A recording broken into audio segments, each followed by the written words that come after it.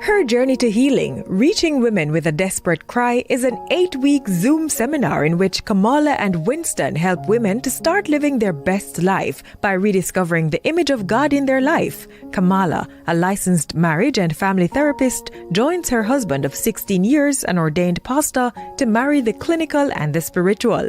You will begin living your best life filled with love, joy, and peace. Register at kwministries.net for this life-changing seminar.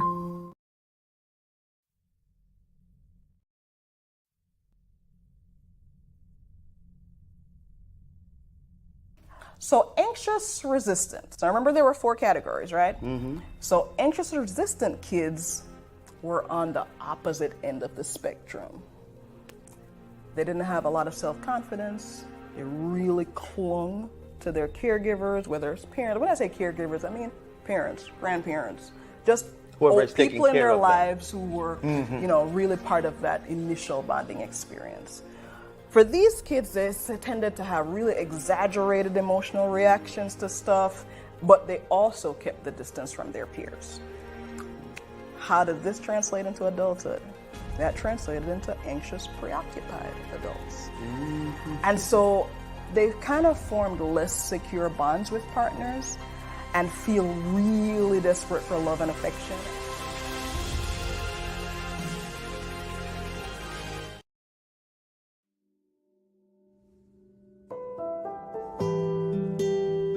God is patient. God is kind. God is long-suffering. God never fails. God always hopes. God always trusts. God always perseveres. God doesn't envy. God doesn't boast. God doesn't seek his own, but is always seeking what's best for you. God rejoices in the truth. That's right. God doesn't define love. God demonstrates love.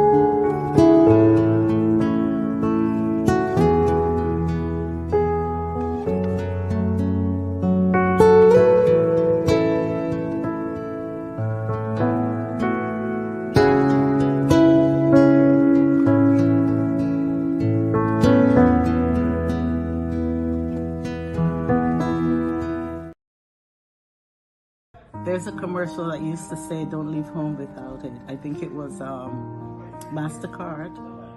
And at the end, they would say, "You couldn't put a price on it. A price could not be put on what you and your wife did for me this week." And I'm just praying that your ministry will continue to be the blessing to others as it has been to me this week. Just the opening of the eyes, just seeing God's word with a whole different set of lenses, just understanding what is required of us and laying aside the misnomers, the erroneous teachings, the errors, and just accepting who I am in Christ. And no one else could tell me who I am but the Word. Awesome. Yeah. Thank you for hanging out with us all week long. Thank you for being there with us. Right.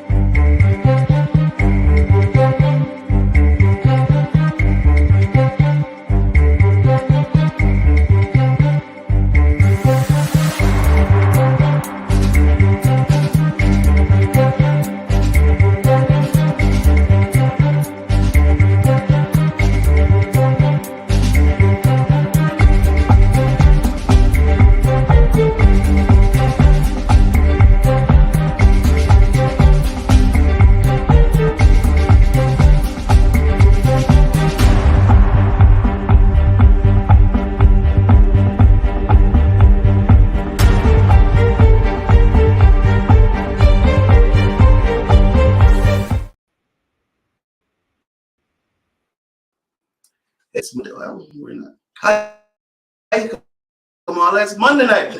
We're excited to be here as always, and I want to say welcome. Welcome. If you have never watched our program before, we want to thank you for stopping by. I think you might be in for a treat tonight. If you've never stopped by our program, it might be good for you to know a little bit about what KW Ministry is about.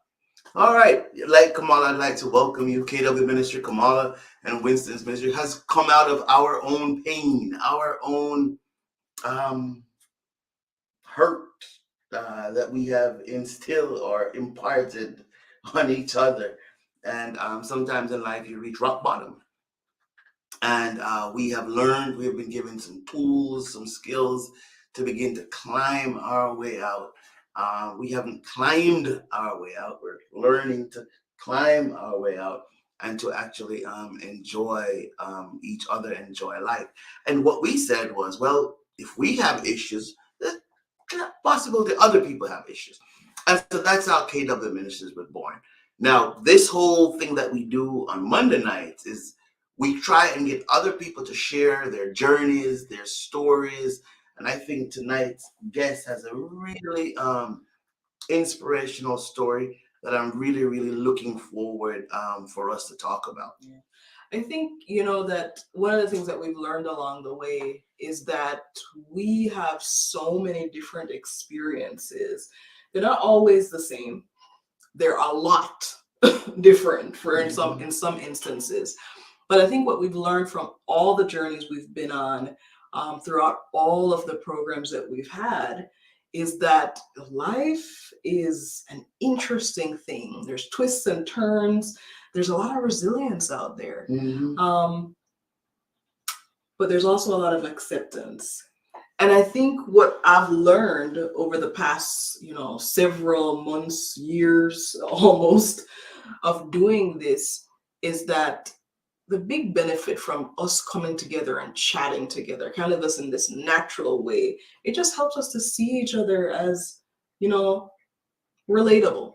We all have a story. We all have something to share. We all have something that's valuable to each other. We're all each other's lesson books. We are all each other's lesson books. And I think we're in a treat for some really good lesson tonight from Dr. Love. Yeah, absolutely. Do you want to introduce her? Well, right before we introduce Dr. Love, you guys, those of you who have been with us, you know that I am the salesperson. I'm not ashamed of this. So I do want to encourage you to head over to www.kwministries.net. A lot of what we talk about, the experiences that we share, the things that we want for you to benefit, you can have that at home too. If you check out our website, check out our store, there's so much great content for you, to purchase, gifts for yourself, gifts for others. But I won't belabor that. I'll just tell you. And the seminar, every time we go somewhere and we do the seminar, people are like, wait a minute, it's over, it's done, we want more. Well, the seminar is there on our page. Yeah. And the seminar is talking about, if you've never heard about it before, is the journey to healing, reaching people with a desperate cry. We actually have an 8-week seminar that we offer. And, we've gotten, if you watch the ads at all, that last lady at the end there, she was talking about one of our seminars and just being able to see ourselves through a different lens, through God's lens, and what that does for us as individuals. So there's so much on the website, guys. Go ahead, check it out. We promise you will not be disappointed. You will not be disappointed.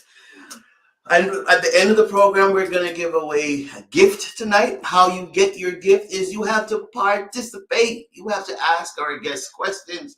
You have to chime in and discuss with us. And at the end, Anna Kay is going to put your name in a little thingy-jiggy. It's going to spin, and we see who wins our gift. And we'll tell you what our gift is then, because we're not sure what it is yet. Yeah. All right. Your commentary, YouTube, Facebook, wherever you are, just type in your comments box. And we will see all of them concerns, here. We'll see it, and then we'll loop you right in. All right. Would you like to introduce our guest tonight? Come on. All right. We have got a phenomenal guest this evening. Dr. Shelly-Ann Love hails from the beautiful, beautiful island of Jamaica. Yes, I'm a little biased. I wonder why it's so beautiful. Yes, I'm biased because, yes, I'm from there too. But, and some of us are talking about bias. You're going to hear a little bit later why the bias is not just with me. But Dr. Love, grew up in Jamaica with her parents, 3 brothers, 5 sisters. She's got a twin sister. She makes this awesome move to Brooklyn, New York when she's 13. She's from New York. Well, I won't try. But she makes this move to New York when she's 13 years old. Has an amazing experience at Lafayette High School where she kind of hones this love for math. And this I can't wait to talk about that. Right? She goes on from there to get her Bachelor's of Science degree in Applied Mathematics and Statistics. I'm about to call on Dr. Love in a minute working on this dissertation. But she gained a degree in Applied Mathematics and Statistics and went on to do her Master's of Statistics degree and did not just stop there, went further to get her doctorate in epidemiology from the University of North Carolina at Chapel Hill. Shelly-Ann, Dr. Love, is currently an epidemiologist in the private sector, and her bread and butter there is investigating social, environmental, and genetic risk factors of health. That is not all about Dr. Love. She enjoys working out, enjoys watching movies, and best of all, enjoys creating lifelong memories with her husband, her 3 children, and extended family of friends. And so we want to welcome Dr. Love to Monday Night Live with KW. And so just without any further ado, you can bring her in, Anna Kay, and let's just go ahead and start the conversation. Hi, Shelly-Ann. Hello, thank you for having me. No, we're happy that you could be here with us and for us to have this conversation. And we're so happy that you're allowing your life to be a lesson book for us tonight. Mm-hmm. Let me tell you where I want to start, Shelly. And I'm going to go back to Rose Hill. I'm going to go back to your family. But this is where I want to start. You made a post And I didn't write down the date, but you said in our house we use laughter to nourish the soul. Do you remember that post? Yeah. Yes. In our house, we use laughter to nourish the soul. Could you talk to us a little bit about what you meant by that, where that idea comes from, how it works? Can you talk to us about that, using laughter to nourish the soul in your house? Well, in my household, my husband is like a comedian kind of, and so he often entertains me and our three children by like switching accents. One day he could be an Asian person, another day he may be even Jamaican or African, and so forth. Yeah. So one thing, as you know, raising children can be very difficult. Managing work and family can be very, very stressful, and so we just create laughter in the more silliest forms. But where did that? Okay, go ahead. No, go ahead. Where did that come from, though? How did you discover that? Well, I think growing up, I was always, I guess, very too serious, I guess. So I grew up in an environment where, I guess, because I guess I'm the one that put the pressure on myself to be, to be a serious person, So, I always like take school seriously, take things in life too seriously. So I met my husband, right? One of the characteristics that he has is that, he likes to laugh. And so that's one of the benefits of being married to someone, right? You take the most positive attributes and then you adapt that for yourself. And so that's where I got it from. I got it from him because in his household, that's what they did. All right. So I love how you painted this picture of, as we grow together, we take things from each other, and it informs who we are. Mm-hmm. So Yes. I want to go all the way back Oh because my God. All right, so Shelly, come on as a therapist, okay? I love that. Hmm. So, but don't get scared now. When I say I want to go all the way back, what Okay. I'm curious about, in the introductory information that we talked about, we know that you grew up with your parents, with lots of siblings in the home.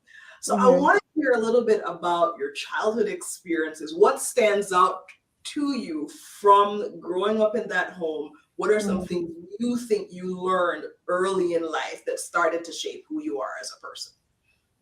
Okay, like I said before, I mean, I grew up, I was born into a family of a father who was a farmer, mother who was like a housewife. And when we were born, we had how many? Yeah, we have a lot of older siblings. And I guess my mother being a housewife, she was always there, always present, right? So she was the one who taught us about Christ, having morals and values, because she was always there. She was very protective of us. Wherever she went, we went. So we were always following her around like a chicken, following her around and so forth. And so, so that kind of like informed who I am as a parent. I'm always with my children. She didn't allow us to basically like stay overnight at anyone's household. And I guess that's because of how she was raised herself. She wanted to protect her children. So I grew up in an environment where my parents were very loving. They didn't argue in front of us. They taught us how to love each other.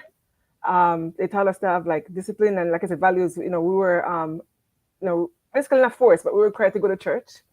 We were raised to like respect our elders. You know how I grew up in Jamaica, right? It's like we're growing up in a village, right? And I recall growing up arguing much with my siblings. And I think it's because my mother and father modeled that for us. They didn't argue in front of us. And so I think growing up and up to this day, I have very healthy relationship with my siblings. And so with my husband and I, how that affects our relationship is, it's a good thing and a bad thing. Is he in the back, Shelly? Is he in the background giving you jokes right now? Oh no, he's not. No, Okay. no. But so in my family, yeah. So that's what we did. Just being because we grew up so close, right? That kind of led me to looking for into the friendship to have like warm, intimate relationships with friends and so forth. And so as an adult, right? I look for someone like my father, my husband, right? My father is very quiet, and so my husband is the same way. And my father is like he's very righteous. My husband is the same way. I try to be a wife that my mother was to my father, and And so in our households, we try not to, we have disagreements, but we don't argue. If we're angry, we make up before we go to bed at night. We try to raise the children so that they have very healthy relationship, among each other, just like how my parents raised us to have very healthy relationships. The only difference is, how Jamaican parents are, right? You're not allowed to talk back to them, right?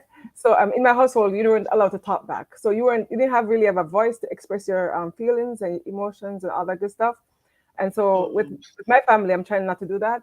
In our household, we create an environment so our children can have a voice. Some people may look at it and say, "Oh, they're disrespectful," but then they're not.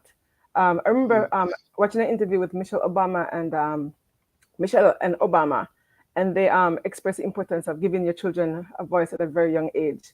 And so I took that and we ran with it. And so in our household, my children, whenever they whenever they do something, I try to like explain to them. Whenever or let them explain to me, like if I discipline them, let them explain to me what they've done is wrong, what lessons they've learned, and so forth. And because I think when you give them children a voice at a very young age, they blossom into being adults who can communicate very effectively in relationships and so forth. Yeah. Let me ask you a question from that. Where do you draw the line between disrespect and how we grew up, where we couldn't, and that's something I noticed with Caucasian families, where they allow their children to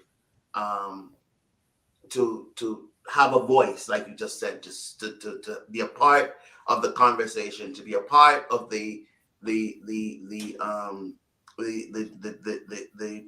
process of whatever is going on. And I noticed that kids who have that voice do so much better even in school than people who, you just shut up because we're told to shut up. Yeah. Where do you draw that line between being a part of the conversation and being disrespectful? I think I watched their like the tone, right, and the body language. So I pay close attention to that. But like I said, it's a very, very thin line because sometimes we have to tell them, you overstep your boundary, right? And so it's a very thin line. But for the most part, they're not.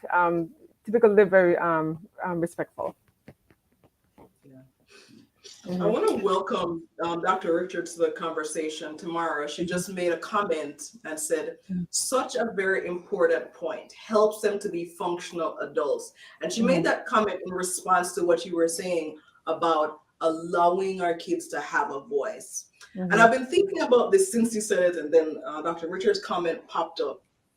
I've been thinking about how that connection between having safe, healthy relationships in your home and your ability to achieve success outside the home. So I've been thinking about that since you talked about that. So I'm really curious about, again, we were talking about your kids, but going back to your experiences, what was it? Tell us about how those relationships with your parents, even though it was a little bit different. And siblings. Even though it's a little bit different in terms of, kids must be seen and not heard back in the day. Yeah. But tell us a little bit about the nature of the relationship with your parents and siblings and family members that you feel like really helped you to be able to attain some of the things that we'll eventually get to. But how did that connection happen? Well, I can speak about the whole point of being able to express yourself freely. So again, in my household, we didn't do that. At least I didn't do that. I think I was just a shy child. And I think there were some insecurities with me in regard to speaking in public. So I'm really surprised I'm even speaking to you all today because I don't like to speak in public. But that impacted me throughout my life. I mean, even when I was in, we call it all school and so forth. I remember trauma. So again, I grew up in a household where we, didn't have any trauma from my parents. But one thing that happened to me when I was in the 7th grade, and I wasn't the type of person who speaks a lot, but I was a class prefect, right? And so the principal asked me to go and read the scripture in his office, and they basically broadcast it to the classrooms and so forth. And so because I'm not used to hearing my own voice, right? When I went to read the scripture, I spoke so fast with the thickest accent ever, and so as I walked back from the principal's office to my classroom, my classmates started laughing. Like everybody was laughing. In Jamaica, you have this big building, and you have like chalkboards that separated the yeah. And so that in itself really impacted me. So, as I mentioned before, my major in college was math, right? I decided to study math, not because I solely love math, but it was something that didn't require me to talk much, right? It was all about like solving problems and so forth. And so that impacted my career choice, you know. I mean, there's many things I like to do. I like to read, I like to write, there are many things I like to do in my mind, right? But I think I chose a career that didn't require me speaking much. So once I attained my degree in applied math and statistics and then statistics, I became a programmer. And what do you do as a programmer? You mostly work alone, And so, and so I find it challenging because I've convinced myself I'm a very young child that I do not have a voice, or whatever I have to say doesn't mean much, right? And so, but looking back at it, I wonder if I had a voice, or if I believed I have more confidence, what could I have done, And so, yeah, that's how that impacted me. But in terms of, mhm. No, go ahead, Shelly. Go ahead. This is good. No, but in terms of how my childhood household impacted me, in our household, my education was like, in most Jamaican household, education was like number one. My mother, I think my mother finished the sixth grade, and my father finished the third grade. My father finished the third grade because he had to go support his family, from the third grade, and my mother finished again after the sixth grade. And so they wanted so much for us, right? And so I remember going to Bethel with you, Winston. My mother, she put a lot of effort into, making sure, making sure we were prepared for school. She would walk miles with us in the dark to get to school. And so my father would I'll tell you something. My father, when I was younger, he was actually, he smoked, right? And then, when he realized how much he was spending on cigarettes, right? He began thinking, well, how much money am I taking away from my children's education, And so he gave up smoking. So when I look back at those things, how much sacrifice they've made for us to get an education. And so because I know that, and because my mother put so much effort, she was throughout my entire life, my mother attended every PTA meeting. She attended all of them. She didn't miss any. And so to see my parents constantly at school, them being involved in our school activities and so forth, that motivated me to do my best from grade one until I earned my doctorate. So there's so much things. Okay, I'm taking notes. Okay, there's so much things right. I'm taking notes. Okay, all right. I want to go back to the I want to come back to, she talks to her children about boundaries. I want to know, and I don't feel like I'm jumping around a little bit, but I don't want to miss this.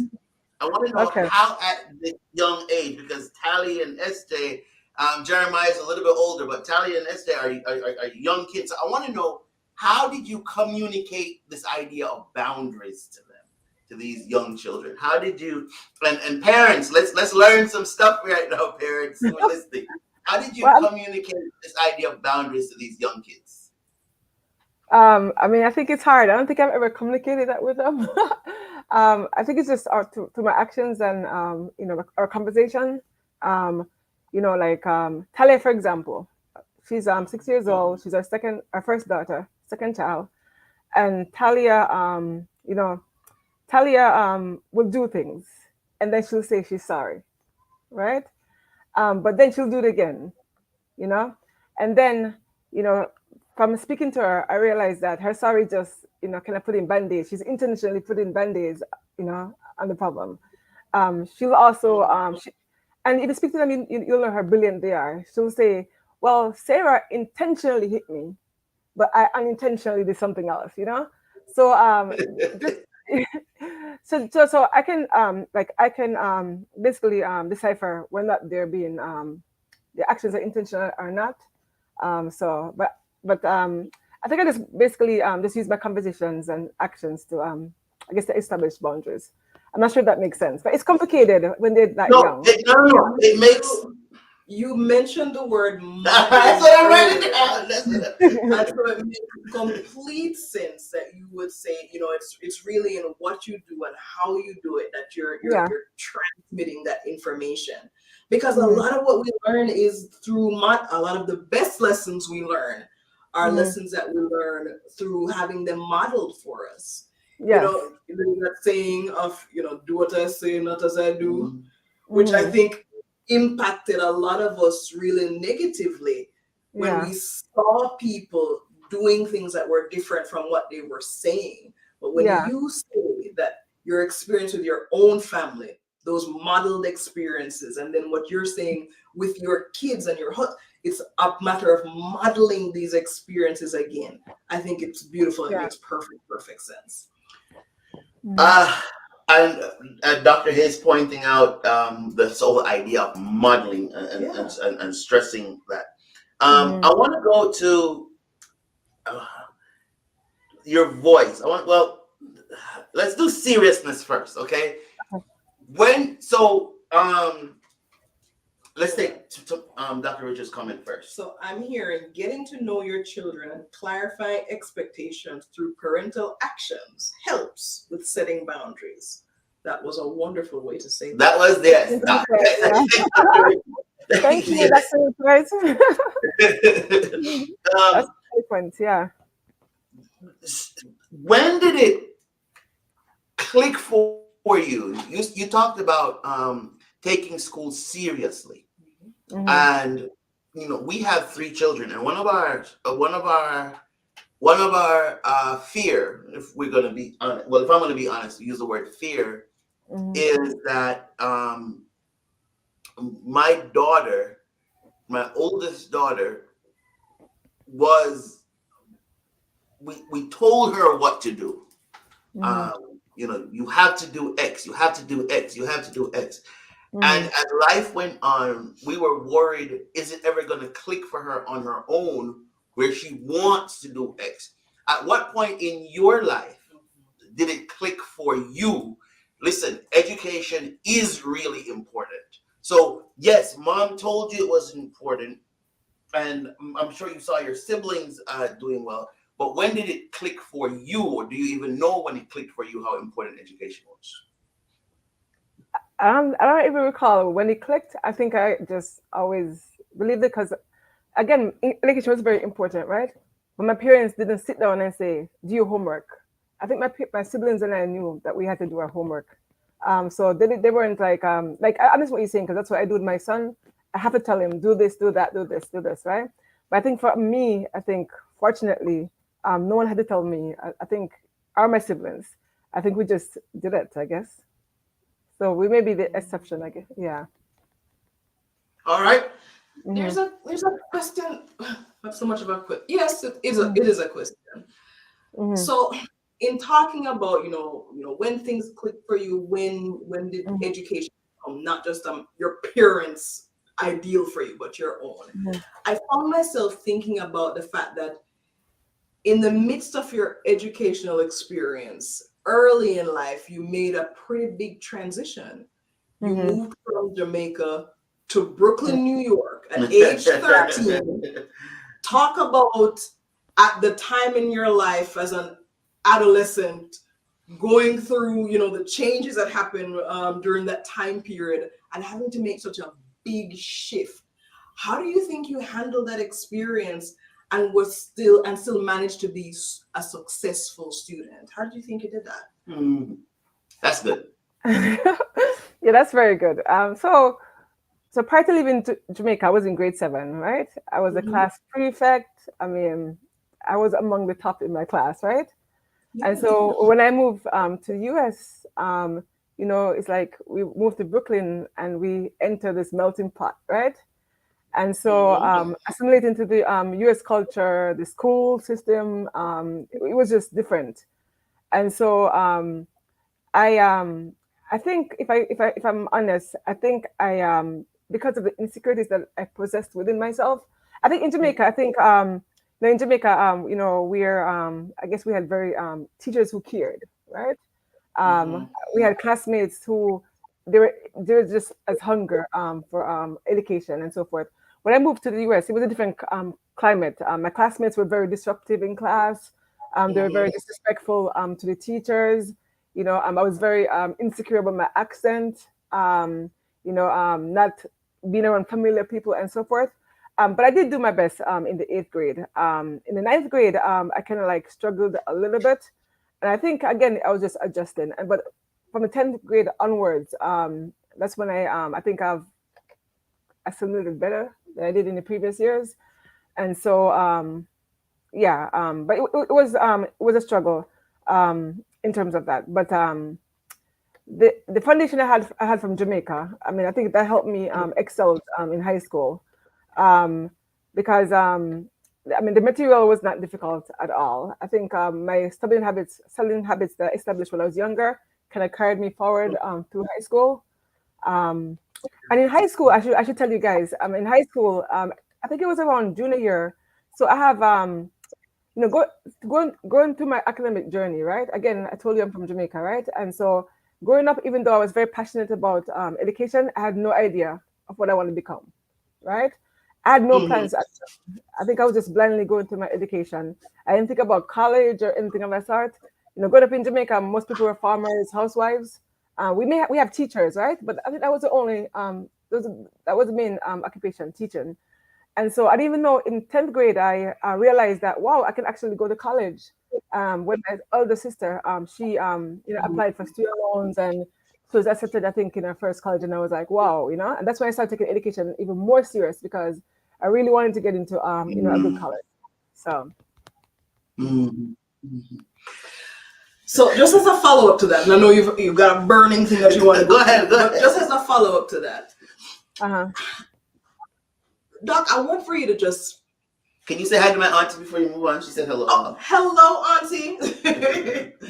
Glad to have you on.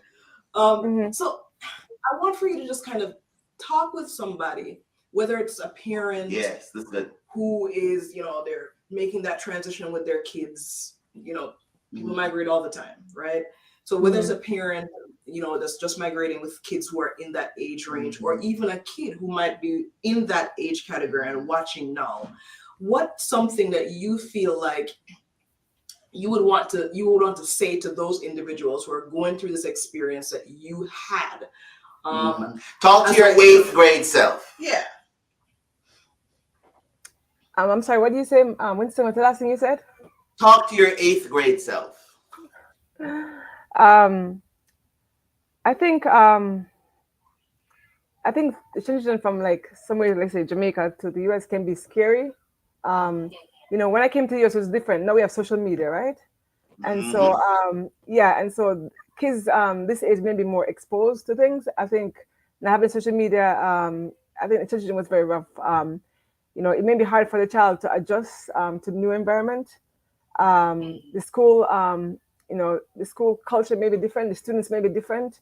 And so just, speak to your child about how they adapting to the new environment and so forth. Because, someone can do exceptionally well in wherever you are, but when you transition, you have so much distraction.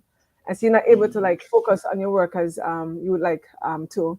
But also continue showing that you care, continue being involved in their life, attend PTA meetings. That's what my mother did. She just like Jamaica, she attended all PTA meetings, even though she worked at night and 2 jobs. So definitely, just be patient with the child because you're moving them from an environment that they're familiar with to a very unfamiliar environment. And the way you supported them in Jamaica or wherever you're moving from may be different. The level of support may differ once you come to the new countries such as the US. So we've got a comment from your aunt. Speaking from my experience as a school counselor in Jamaica, I would advise the parents who plan to bring children here to speak to the school counselor, as there's a wealth of resources in that area. That's such a great point. You know what I heard Doc saying though? And I think it goes right along with what Aunt Paulette is saying. Support.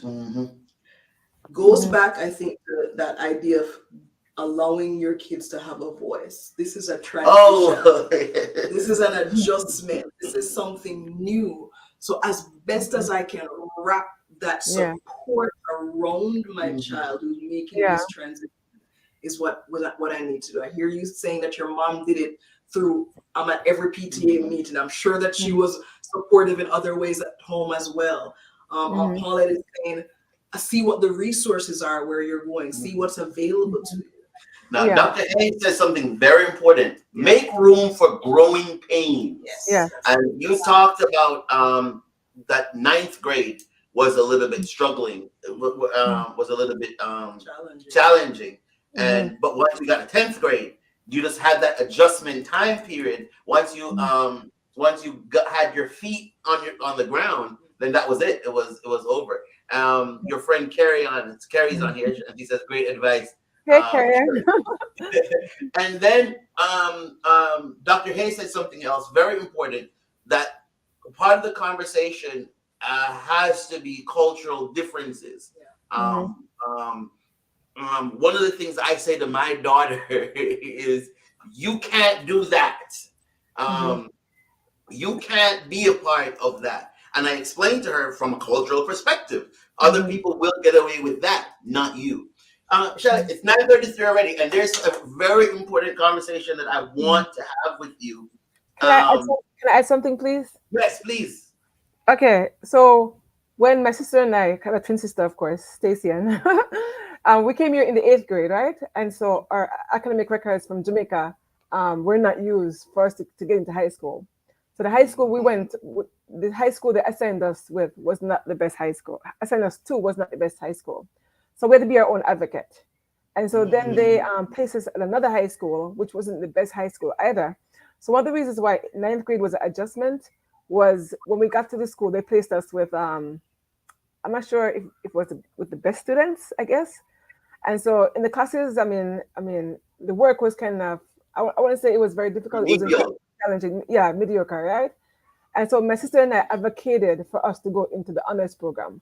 So in the 10th grade until 12th grade, we were in the honors program. And also, we did have a student guidance counselor, that's what you call it, guidance counselor. And our guidance counselor was actually was Black, right? But in the school I went to was mostly in an Italian neighborhood, and so Russian neighborhood kind of.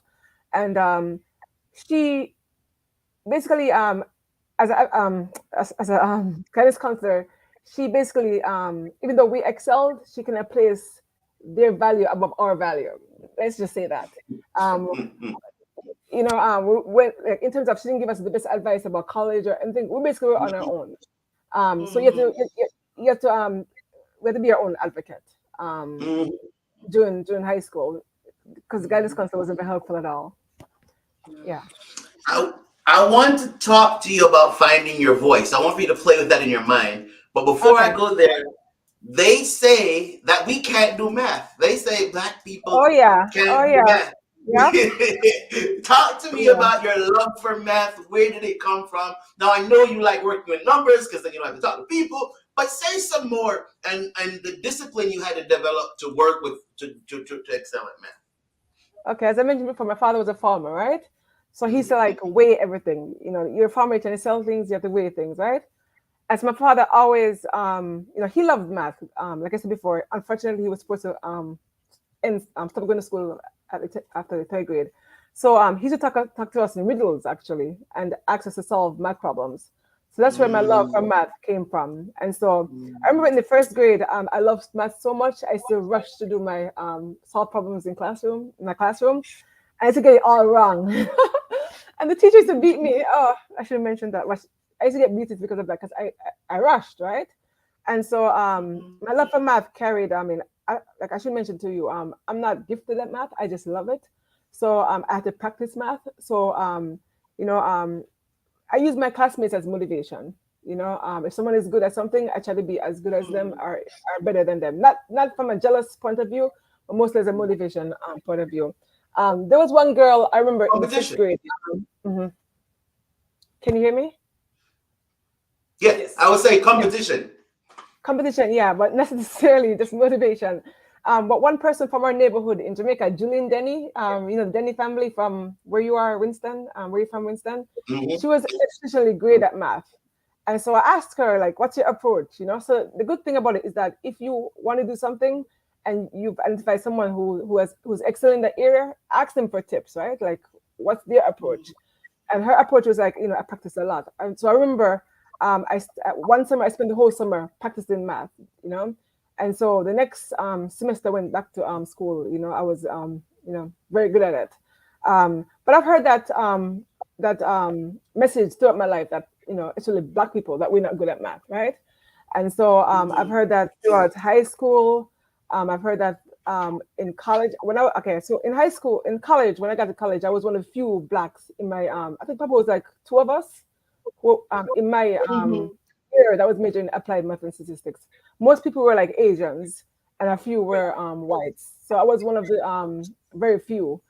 When I moved on but I excelled in math. I graduated with honors in my in applied math and statistics. When I got to grad school I was actually I was in a grad program, a PhD program actually, in statistics. And so I left with a master's in statistics, but unfortunately the teachers didn't believe. Like I remember once I did very exceptionally well on one of the exams, and the professor made the comment to me. He was like, "Shelly, I'm so surprised you did so well on your tests." So even then, the higher you go, is the more barriers that's placed on you in terms of, okay, people make assumptions that you're there for different reasons, like, oh, you're there because they need to increase the number of Blacks and so forth. But yeah, so I've experienced a lot of that throughout my academic. How did you overcome that? How did you Dr. Richard said something. This comment was made, and it's going back to the discussion that we were having about just that transitional period. She said, first generation immigrant children especially need the support to transition as they're straddling the world of their parents and the new one that they're growing up on. I think that's a very good point. And I think that goes to the making room for growing pains. Absolutely. Also. Dr. Love, how did you overcome some of that negativity? Because you would have heard. So, for example, when I moved to Virginia Beach, Virginia, so you know our history from going to Bethel Christian School, where white people were nice and so forth and so on. My first girlfriend in Virginia was a white girl. We had to break up because I was Black. I was told that I had African elephant ears and so forth and so on. How did you being smart, being learned? Dr. Richards is asking the same question I'm getting ready to ask. How did you navigate all of that stuff to stay motivated? See, Doc, you need to be hosting this, not me. There you go. How did you navigate all of that to stay motivated? Well, I can share so I'll share two stories, okay? Okay, so my first degree was in my first grade degree was in statistics, right? So initially I was actually in the PhD program, right? But I finished with my math. And so I think I allowed microaggression to affect me while I was doing my master's, degree. And so when I did not finish the PhD, I mean, I was like relieved. I literally, to be honest with you, I pretty much gave up, moving from home in New York, from family and friends to North Carolina, to a program where there was, little, African American, a number of African Americans was very, very, very, very difficult. And so I actually internalized everything that people say to me. And so, it got the best of me, and I left the program, the PhD program, and just with my master's. Now, 5 years later, I went back to get my PhD. But this time I went to pursue a PhD in epidemiology. And you know what? Back then, when I was getting my master's in stats, I was a single woman, very impressionable, kind of like, naive and all that good stuff, right? And 5 years later, I was in a different phase of my life. I was happily married. I had a child. Can you hear me? Let me interrupt you. Our internet went out, so I want for you to back up because this is very important. Can you pick up from 5 years later? I went back to get my PhD. Yeah, so 5 years later, after leaving with my master's and I finished a PhD program, I decided to go back to school because I want to be able to tell my children that that I tried, right? So this time I went for something that I'm very interested in. I'm interested in health. I'm interested in statistics, and epidemiology is the perfect field to pursue. Epidemiology is the study of determinants of health, right? And so and I was in a different phase in my life. I was not single anymore of a husband, an internal support system. I had a child to motivate and model, right? So he can model after me. I want to show him that, sometimes in life you're going to fail, but, you just pick yourself up and, try again, right? And so I was stronger emotionally. Faith-wise, I was stronger. I was very actively involved in my church compared to before. So my faith in God was much stronger, and I had this I don't care about what you do, what you say personality, right? I was like, I'm going to focus on my task. My task was to get a PhD, right? And so if I compare both situations, I think in the latter, getting my PhD in epidemiology, I faced more, what do you call it? Obstacles, right? But my state of mind was different. I was determined, I was stronger, and so forth. Microaggression is not going to end. It's never going to end. Right. It's all about whether you're going to internalize it or not. And so I try my best not to internalize it. This is good. Go ahead. Just what you just said, and I was actually thinking back to something you had said earlier too. It's that idea of advocating for yourself, right? Mm-hmm. No matter what situation you face, no matter what barrier you come up against, to be able to say, you know what, I'm here to accomplish this goal, and this is what I'm gonna do, no matter what anybody else says.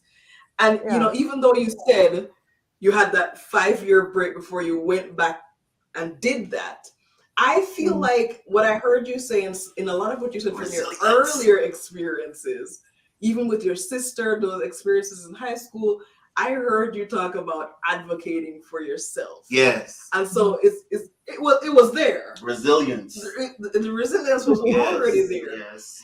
And I feel like as well, and you tell me if I'm right or wrong, Doc, but I feel like being able to utilize that resilience, to utilize that, that self-advocacy also had its roots in the relationships and people that were around you. Yeah. Would you agree? I agree. And I should say, just having a supportive family, like my husband and children, but also my extended family, my parents, my siblings, my twin sister, and my best friends, Carrie-Ann, one of whom listening, and also my close friends. I had 5 girls. We call ourselves the PhD divas. And so, well, I kind of like joined their groups. So, I was one of and so Ebony, I think she's listening, they were in 4 girls who were 1 year ahead of me.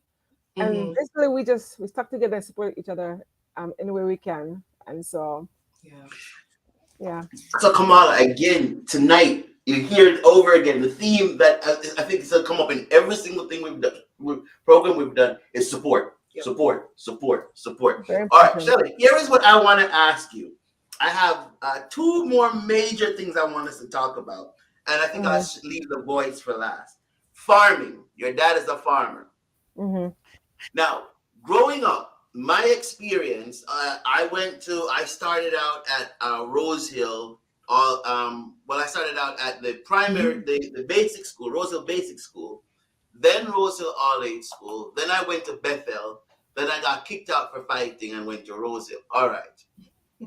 Something our teachers used to say to us, I don't remember it at Bethel so much, but definitely at Rose Hill. If you didn't do well at math, if you didn't do well at English, you were going to dig yam hill. You were going to become a farmer, and in a negative way. Would you agree with me that was one of the worst things our teachers could have done in such a rich agricultural area? I mean, definitely. Because what are they doing? Are they undermining farming? I guess. What Um, you, yeah, because yeah, I mean that's where a lot of people in our neighborhood from Rosedale, right? That's how they survived, right?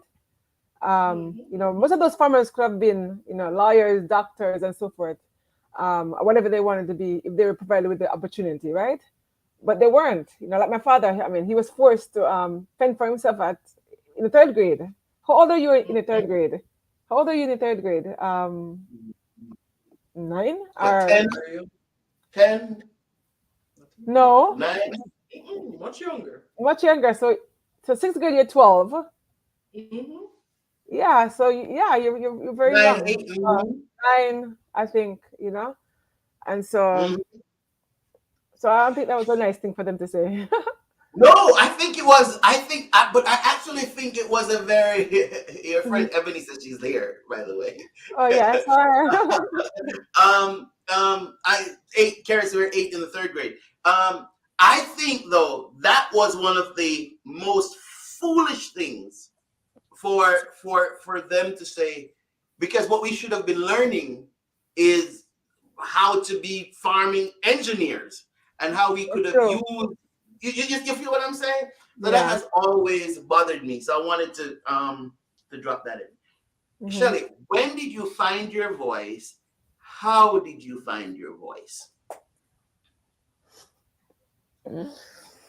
I think I most recently found my voice. I think so after I finished my PhD, right? I went on to do postdoctoral training, and so the objective of that is to become a faculty member, Mm-hmm. um, and so forth. And so I did that for 3 years. One of the reasons why I did it because I was uncertain. I was on the fence whether I want to do academia or if I want to do industry. I did not want to do it because and regret it, right? So I did it, and it was 3 painful years of my life. I had a mentor that was, I would say, for lack of a better word, a horrible mentor. And so I think it was the end of last year, so it's the end of 2021, and we had a meeting, and they were like basically talking about what they did for their yeah, it was January of 2022. They were talking about what they did for their Christmas break, right? And so basically what they spoke about kind of like put my life into perspective. I'm making a lot of sacrifices with my family. I'm still in training and I have young kids, which take away time from them. In a postdoctoral training, you're getting paid little, very little, because you're getting trainee money, right? And so, and then just doing my best work and not showing appreciation, you know, not seeing as much value in the work as they showed and so forth. And I was like, you know what? I'm going to speak up. I'm going to tell them I'm ending my fellowship.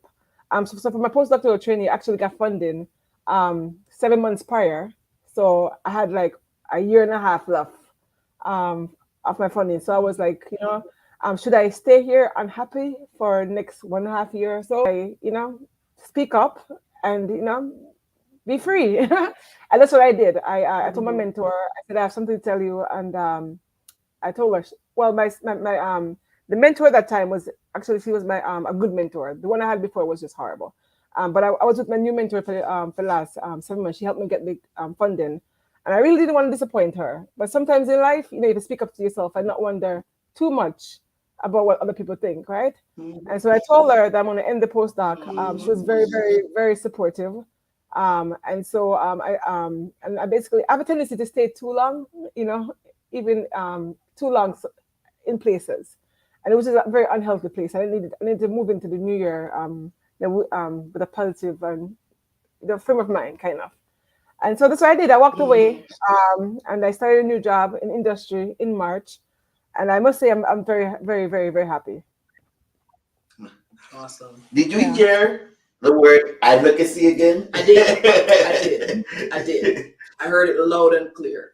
And it's such, Doc, you're saying this to us in this, this format, but there's somebody listening who needed to hear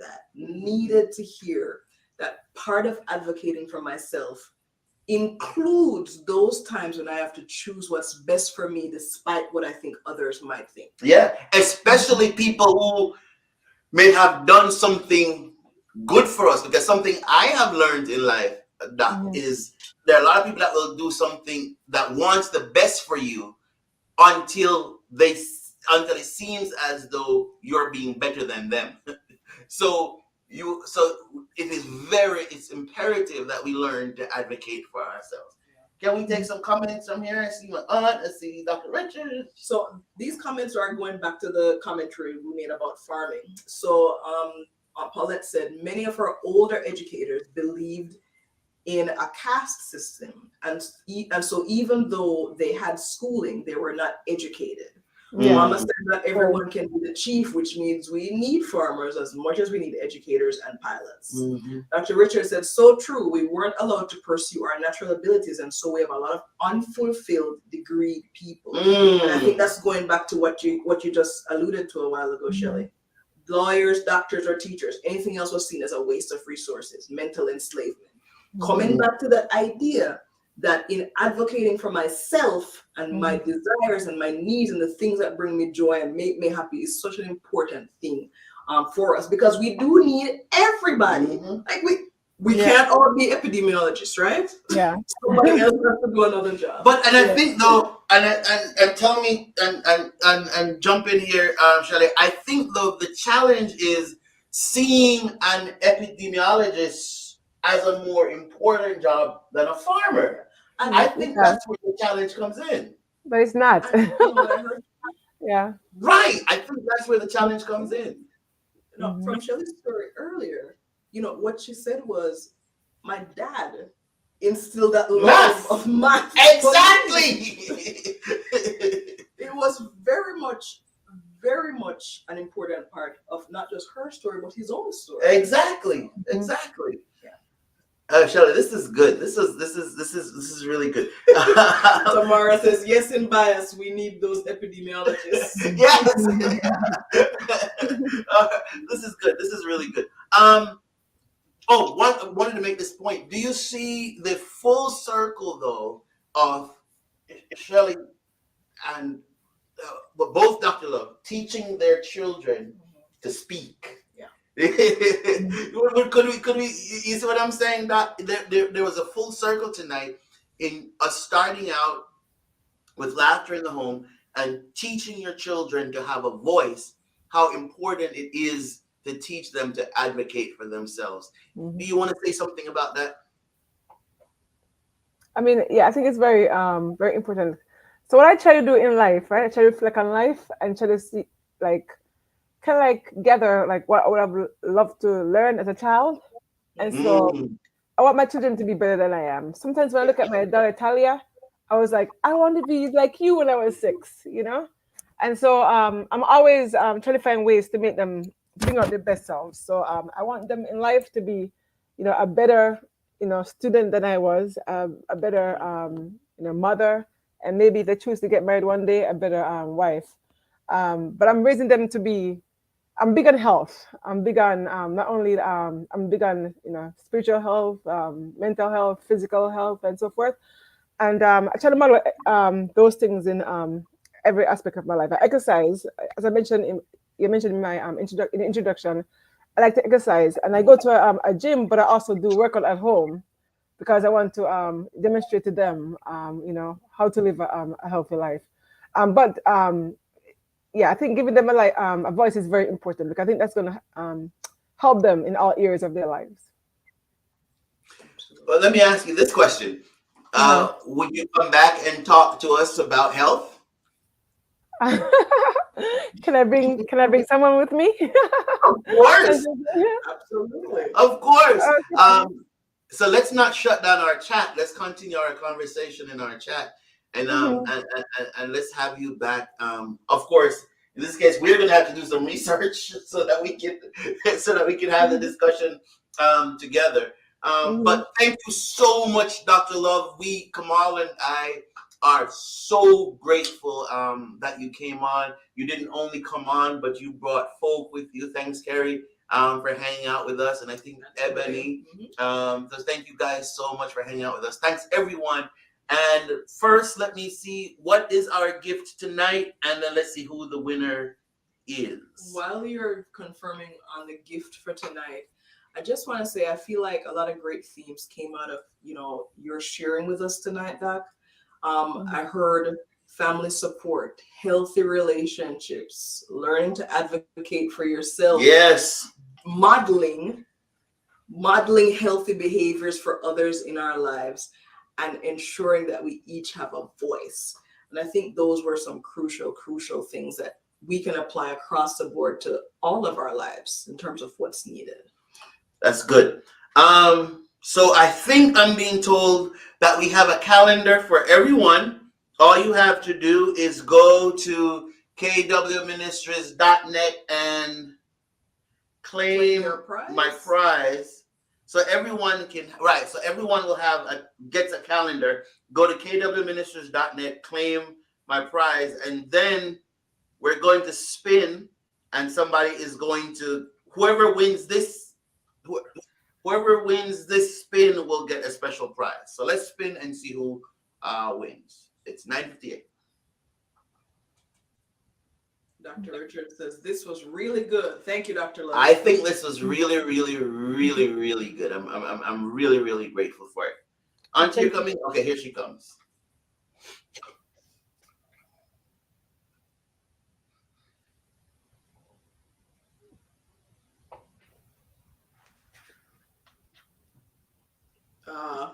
Okay, so that was a spam. That was a yeah.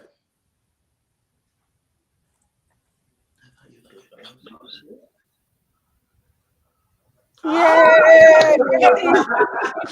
You are our winner tonight. All right, Ebony, you are our winner tonight, and we're so grateful. So everyone can go to www.kwministries.net, claim your prize. You will all get a calendar, but Ebony, especially for you, when you head on to www.kwministries.net, claim your prize, you will receive a special gift for being with us tonight. And how all will happen, Ebony, she will ask you for your email. She said, oh my God. She'll ask you for your email address, and then you all will talk about how to get it. Carrie says, excellent job, Shelly. I agree with you 100%. I see a book in your future. I agree with you. Shelly-Ann. Thank you. And then Paulette says, this again was a good, informative, relevant discussion, especially for us in the diaspora. And then Dr. Richard said this was really good. Okay. All right. Thanks, Dr. Love. We're so grateful. Don't leave us. Thanks for having me. Yeah. No, thank you for coming. Bye, everyone. Thank you so very much for hanging out with us tonight. Bye.